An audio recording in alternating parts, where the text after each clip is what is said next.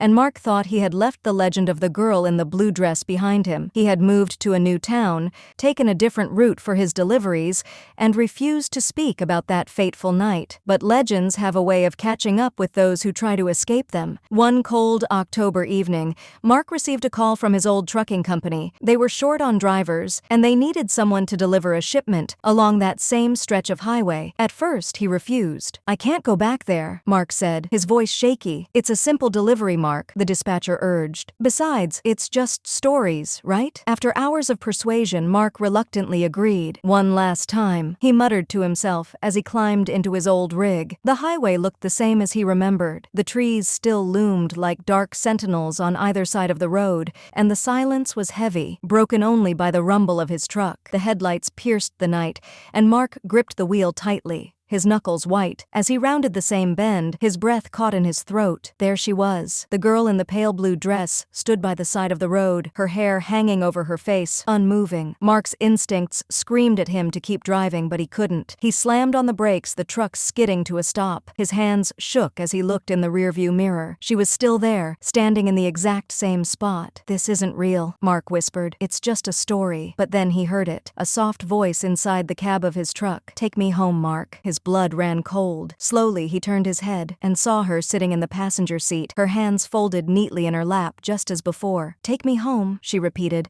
her voice echoing through the truck. "Where is home?" Mark managed to choke out, his heart pounding in his chest. She didn't answer. Instead, she lifted her head slightly, and for the first time, Mark saw her face clearly, her skin pale as snow, her eyes hollow and endless, like a void staring back at him. Mark slammed his foot on the gas, desperate to escape. The truck roared down the highway, but no matter how fast he drove, the girl remained in the seat beside him, her hollow eyes fixed on the road ahead. When Mark finally reached the edge of town, the girl whispered one last time, "Thank you for taking me home." The truck shuddered, and Mark glanced over. She was gone. The next morning, Mark's truck was found parked outside an abandoned house at the edge of town, a house that had been empty for decades. Inside, there was only dust, decay, and an old photograph on the wall. It was of a young woman in a pale blue dress. Mark was never seen again. To be continued. What do you think happened to Mark? Let us know in the comments below. Please don't forget to like and subscribe.